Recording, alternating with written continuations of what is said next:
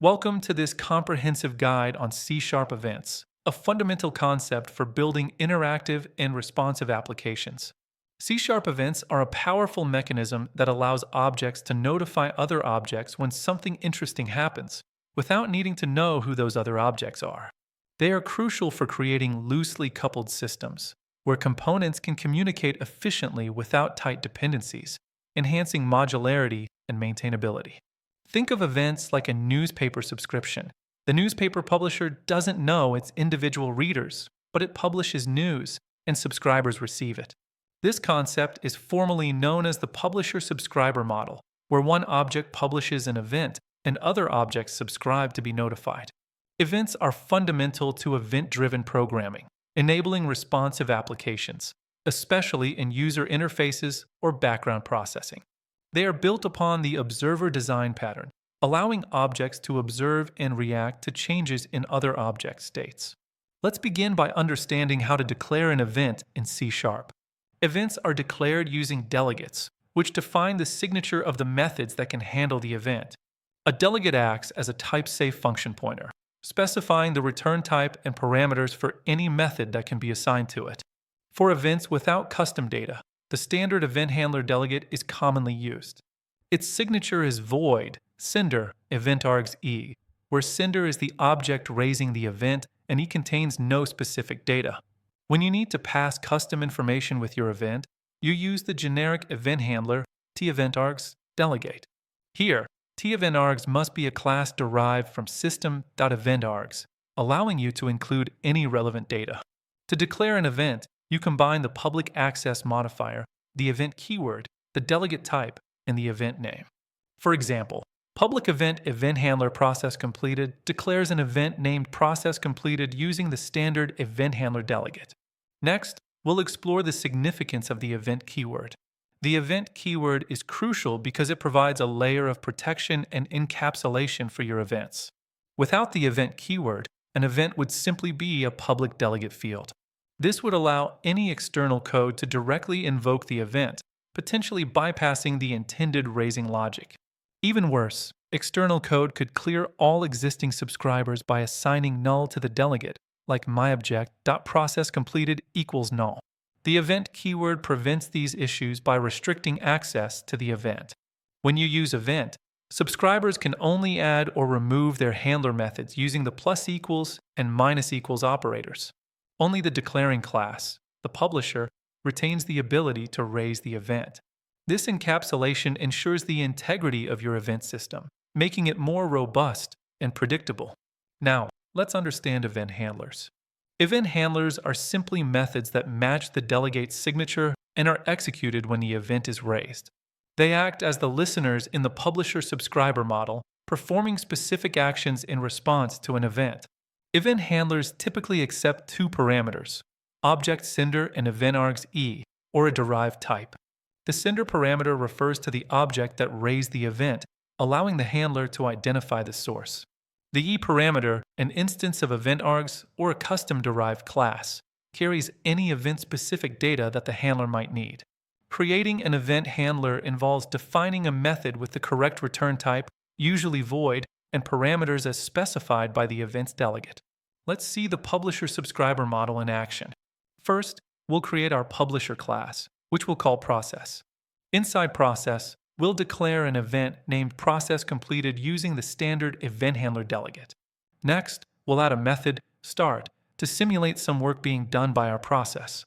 Within the start method, after simulating work, we need to raise the process completed event. A common pattern for raising events is to use a protected virtual method, often named onProcessCompleted. This method checks if there are any subscribers before invoking the event, preventing a null reference exception. Now, we call onProcessCompleted from within our start method. Next, we'll define our subscriber class, which we'll call notification service. The notification service needs to know about the process object it wants to subscribe to. Inside the constructor, we'll subscribe to the process completed event using the plus equals operator. We need to create the handle process completed method, which will serve as our event handler. This handler method must match the event handler delegate signature. Inside handle process completed, we'll simply print a message to the console indicating the process has finished. This method will be automatically invoked when the process completed event is raised by the process class. Now, let's bring all these pieces together in a complete console application. In our main method, we'll first instantiate the process class. Then, we instantiate the notification service, passing myProcess to its constructor. This step is where the notification service subscribes to the process completed event of myProcess. Finally, we'll call the start method on our myProcess object to initiate the process. We'll also add a console.read key to keep the console window open after execution. When myProcess start is called, it will first print process started. After a simulated delay, the onProcessCompleted method within the process class will be invoked. This raises the processCompleted event, which then triggers the handleProcessCompleted method in our notification service. The console will then display notification. Process has finished, demonstrating the successful event communication. This complete example illustrates the decoupled nature of events, where the process class doesn't know or care about the notification service. Let's review some helpful tips for working with C# events. Always prefer the standard event handler and event handler, T-event args, delegates over custom delegate declarations for consistency. When passing custom data, create a dedicated class that inherits from system.eventArgs. This ensures type safety and allows for future expansion of event data without breaking existing subscribers. Follow standard naming conventions. Events are often named with verbs or verb phrases, like process completed or data received. Event handler methods typically follow the onProcessCompleted pattern, such as onProcessCompleted or handleDataReceived. The method used to raise the event internally is often protected virtual void onProcessCompleted (E). It's crucial to unsubscribe from events when a subscriber is no longer needed, especially if its lifetime is shorter than the publisher's. Failing to unsubscribe can lead to memory leaks, as the publisher will still hold a reference to the subscriber, preventing it from being garbage collected. Unsubscribing is done using the -equals operator, mirroring the subscription process. For long-lived publishers and short-lived subscribers, consider implementing iDisposable in your subscriber to ensure proper cleanup.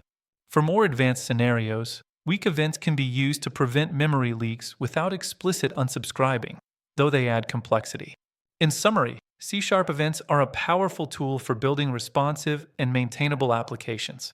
We've covered event declaration using delegates, the protective role of the event keyword, and how to create event handlers.